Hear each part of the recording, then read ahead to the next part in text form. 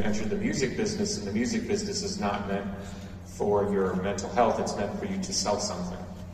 And sometimes you have to make choices between your own health and success. And as we know, of course, in the modern world, the mental health of athletes, of artists, is a lot more important than we maybe would have imagined, because rock and roll is a fantasy business, which is fine, but sometimes the fantasy and the reality don't work together. So it's very important to have a family, have good friends that you can trust. And I also think in the case of the Smashing Pumpkins, for us, it's just to be ourselves and not try to feel like we have to be something that we aren't. And luckily, over time, people have really accepted us for who we are. I just listen to country music, so I'm no expert. I will say that what I love about music and the genres that you cite, I love when I hear authentic music from people that are expressing their culture. In fact, I was talking to Jimmy Chamberlain about possibly coming back to Mexico City later this year and maybe playing some acoustic concerts. And Jimmy, with his band, plays jazz. And so we were talking about the idea maybe Jimmy could come down with his jazz band and I would play acoustic, and then Jimmy and I would play some music together. And Jimmy was putting across the idea that maybe his jazz band would play with local musicians here. And I just love that idea, because the authentic voice of culture is, to me, it's the highest honorable thing that you can do. So I respect anybody's authenticity. But that said, I don't always understand it, because I grew up in the suburbs of Chicago listening to Judas Priest, you know what I mean? So that's my worldview. You live there yourself. So you understand that the Mexican culture in Chicago is very, very strong. But that said, until you come to Mexico City, you don't truly understand. I'm still seeing let's call it a one-step removed culture. You come here, you realize the heart of Mexican culture, and you walk away with great, immense respect. Secondarily, because of technology, when we look at our streaming numbers, Mexico City is the #1 city for the Smashing Pumpkins in the whole world. Wow. For fans. Wow.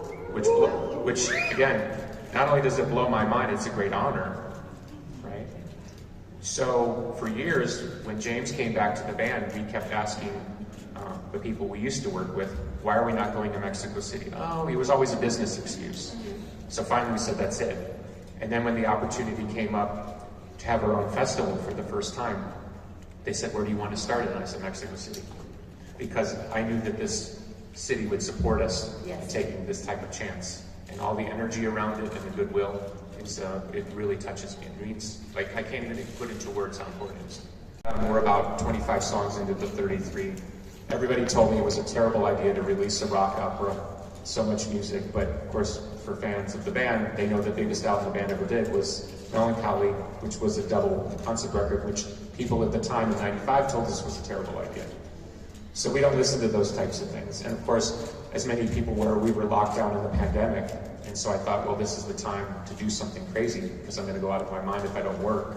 And so I just started working on this project, and here we are. Sometimes I'm careful, because I used to just be critical, and it comes across as somebody with bitterness, right? The way I look at it is, because I have a lot of friends that complain to me about music, like there's something I can do about it, right? I think a lot of the poor music in the world is because we have poor culture. And until people get on the same page and start treating each other right, in essence, the music is a reflection of poor culture. So poor culture gets poor music, right? When people are on the same page and they treat each other with love and respect, then you see these great moments in music where music rises up literally from the streets and changes the whole world and inspires people. So I think that's part of the problem I have, is I hear a lot of music that is a reflection of a sick culture, particularly in America. I'm 55 years old, and the culture in America is so sick I don't even recognize it. But it is what it is. So of course people make music for a sick culture. Now, are they a reflection of a culture or a product of culture? I can't say. When I listen to it, why do I want to listen to music from a sick culture? So I go back to other times to inspire me, because those people at least had hope. I don't hear hope in today's music, but that doesn't mean it's the artist's fault. They might just be reflecting what they see. Right? The bifurcated cultures of music, and there's so many subgenres now, that's good, because that's like a hothouse effect. It creates new movements, new ideas. I generally tend to speak about mainstream culture because that's what I interface with, whether I want to or not. Because once you're a big band, that's what you deal with. You deal with the Rolling Stones of the world, and they kind of set the tone. Like in American journalism, the New York Times sets the tone for what people talk about in Kansas. Even if what the New York Times talks about has nothing to do with what's going on with people in Kansas. Right. So it's the same in the music business. So I just think the way I would say it specifically is you're seeing in the last 10 years the erosion of the gatekeepers and more direct connection between artists and people, and that's always a good thing. Right? And then with the visuals of the band, it's always been a sense of trying to convey the message of the band, which is hard to pin down. At the end of the day, over 30 years of the band, I would say the message of the band is one of just independence. It's better to be imperfect than pretend perfect. Yes. And so whatever is imperfect about the band, we try to represent that, and I think people pick up on that somehow. Like there's a message there that gets through to people that can actually hear it. For people that are looking for perfect, it almost turns them off, but that's a good thing. We don't want those people. Yeah. Have you ever seen a picture of yourself from high school and you're wearing really bad clothes and you go, what was I thinking?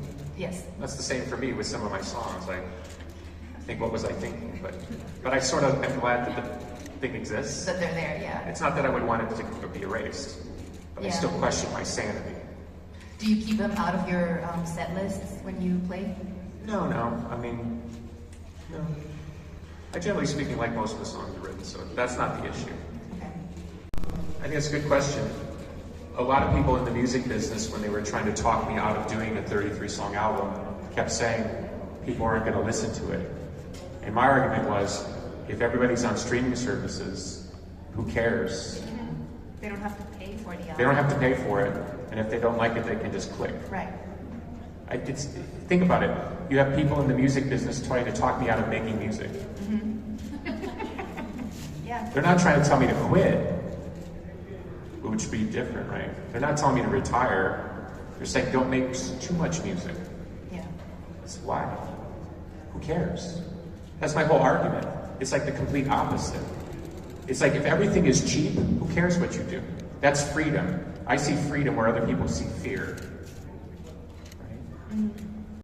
For years, about particularly free speech in America, and I took a lot of, excuse my French, shit for it, because people in America, which is supposed to be the freest country in the world, want to argue about free speech, right? So I'm an artist 15 years ago going on interviews and saying, if you erode free speech, you lose everything. Well, we saw in the pandemic, where because of medical policies, governmental decisions, including the media, people were being censored. Now, and it's now a big story in America, now they're saying, well, the virus came from a lab. For years, if you said that on social media, you would be canceled. So now they're admitting all these things which people were being canceled for. If we had free speech, nobody would have been canceled, and the narrative would have been the same. The government would have said what they said, the people would have said what they said. So I'm suspicious of any time somebody up here tells the rest of us down here how to think and feel. So it was weird to me to be talking about, because the concept, the main concept of Autumn is basically free speech. In the story of Autumn, the artist gets canceled and put into space, if anybody's interested, but it's a longer story and I don't want to waste your time. So it was weird to be on lockdown and know that the government was lying and canceling people, doctors, not me, doctors. It was hard to watch. So it influenced my thing in the sense that this is something I need to talk about. Because it's mind-blowing to me that when I was a kid, they made us read 1984 by Orwell, and now we're living in 1984, and that's a good thing. I mean, it's literally like the book in reverse, right? Years ago, where I was playing in Mexico City, and I had La Parka come out with some other wrestlers, and we did it as a fun thing, but we stopped the concert, and people got very mad at me that we stopped the concert. And the rock journalists were like, how can you bring wrestling into rock and roll, and what are you doing? They were disgusted with me. They were literally angry at me. But La Parka, after the event, gave me one of his masks as a sign of respect, which is in my office at home. Okay. So then after that, I knew who he was, of course, but I know a lot more about his story. Okay. So, but for me, a big honor to have done that with him, and to have that from him is a big sign of respect, obviously. So it seems like we've come a long way since, you know, having your audience being mad at you because you brought... No, they're still mad at me, trust me. But now you have the whole festival around luchas and rock. Just to be indulgent for a second, when I first started in professional wrestling 10 years ago, and then when I bought the NWA 5 years ago, my interest in professional wrestling was treated by the rock community as like this silly thing that I was doing. Now they don't think so silly anymore. Yeah. They see what we're doing here. They see the respect I'm bringing to professional wrestling, and how I'm helping bring professional wrestling places it's never been.